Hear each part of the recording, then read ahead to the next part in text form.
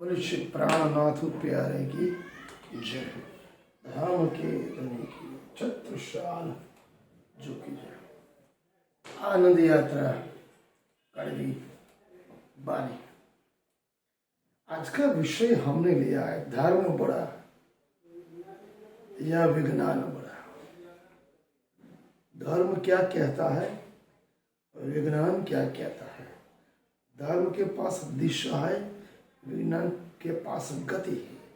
क्या धर्म और विज्ञान दोनों एक दूसरे के संपूरक है या विघटक है?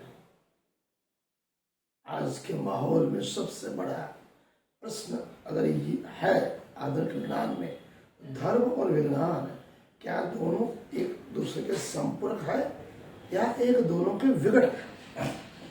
थोड़ी चर्चा उस बात पे करेंगे। धर्म एवं विज्ञान न तो दोनों के संपर्क है, न तो दोनों एक दूसरे के विघटक है। दोनों ही संपर्क भी है, लेकिन जो धर्म और विज्ञान को विघटन मानते, विघटक मानते, उन्हें सूर्य तत्व को नकारते हैं, ऐसा मैं समझता हूँ।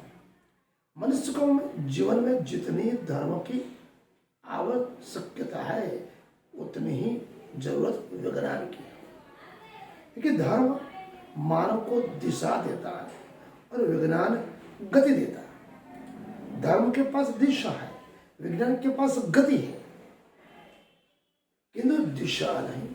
जीवन में गति न हो तो क्या हो जाएगा, जड़ता छा जाएगी। और दिशा के अभाव में मनुष्य की गतिशीलता जो जीवन में है उनमें एक ऐसा संकट छा जाएगा। इसलिए धर्म और विज्ञान का दोनों का संतुलन, संपर्क आज की सर्वोपरि आवश्यकता, ऐसा मैं मानता हूँ। किसी भाई ने हमसे पूछा धर्म बड़ा या विज्ञान बड़ा। मैंने सबने प्रश्न किया माँ बड़ी या बेटा बड़ा? उनका उत्तर था, अरे प्रभु बेटा है थोड़ा बड़ा होगा, बड़ी तो माँ है। लेकिन ये उत्तर अधूरा। कथन सत्य है, माँ का कथन सत्य है, लेकिन दृष्टि किसकी है? स्थूल दृष्टि। अगर सूक्ष्म दृष्टि से, धर्म एवं अध्यात्म के दृष्टि से अगर इसमें देखा जाए, अधिकांश समय में बेटा बड़ा होता है, क्योंकि माँ को, एक नारी को माँ की संज्ञा देने वाला कौन होता है? बेटा। जब तक पुत्र या पुत्री पैदा नहीं होती, नारी केवल नारी होती है, स्त्री स्त्री होती है। वो किसी की बेटी या तो बहू होगी या बहन होगी। जिस दिन शादी हो गई, उसकी कोख से किसी पुत्र या पुत्री ने जन्म लिया, तभी वो माँ बनती है।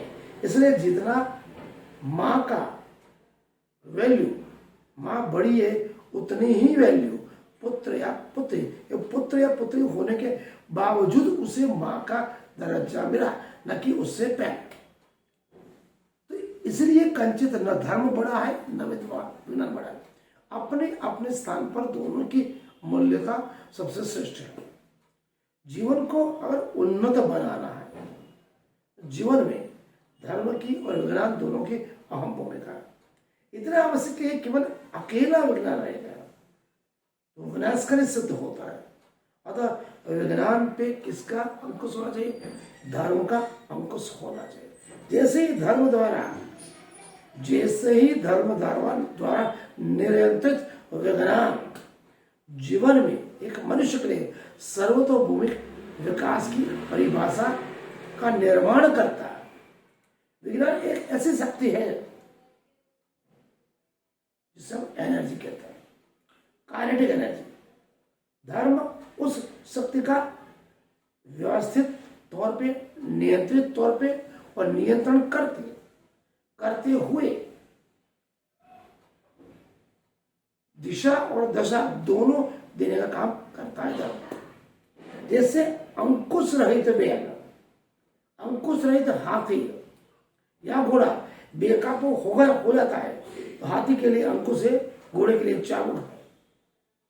उसी तरह विज्ञान, केवल विज्ञान, केवल आधुनिक विज्ञान, केवल भौतिक अवस्था इतनी हावी मनुष्य पे हो जाती है, फिर वो बेकाबू हो जाते हैं। इसलिए मानव मन को नियंत्रित करने के लिए, सुख संपन्न बनाने के लिए, आनंद उल्लास के लिए एवं उसकी परम तत्व को पाने के लिए जो भूमिका निर्धारित की करता है वो है केवल धर्म। क्योंकि बिना धर्म के विज्ञान उच्छल बन जाए। एडमंड टॉफलर, महान साइंटिस्ट, अगर किसी ने पूछा कि उसका लक्ष्य क्या आज के मानव का, तो आज का मानव क्या कहता है? हम एक ऐसे रेलगाड़ी में, एक ऐसे डिब्बे में, एक ऐसी यात्रा में बैठे हैं जहां पर कहीं भी ब्रेक नहीं है। ब्रेक पर कोई काबू ही नहीं, पता नहीं कब क्या होने वाला। इसका अर्थ स्पष्ट है। अगर जीवन में सुख और शांति चाहिए, अर्थ स्पष्ट है, जीवन में सुख और शांति एवं आनंद उल्लास, केवल शारीरिक नहीं, मानसिक शांति जो जीने के लिए, वो बिना ब्रेक की गाड़ी कौन है? विज्ञान। इसीलिए उसके ऊपर ब्रेक लगाने का काम अगर कर सकता है तो कोई भी धर्म होगा, पंथ होगा, संप्रदाय, उसके नीति नियम सिद्धांत, लेकिन बाह्य आडंबर नहीं होना चाहिए। धर्म जीवन है या विज्ञान गति है। धर्म जीवन का प्रयोग है तो विज्ञान जीवन की प्रयोगशाला है। धर्म जीवन की बुनियाद है तो जीवन क्या है? शिखर है। धर्म जीवन की शक्ति है तो विज्ञान जीवन की क्या? अभिक्रांति है। विज्ञान बड़ा या धर्म बड़ा,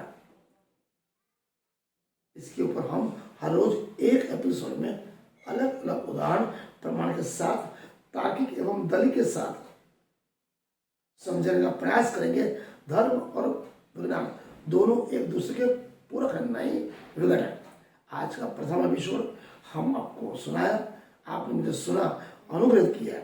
मनन करें, चिंतन करें, अगर गलत है कोई बात में तो बताने का प्रयास करें, कमेंट करें, प्रणाम, लाइक करें और सब्सक्राइब करें। प्रणाम सुंदर।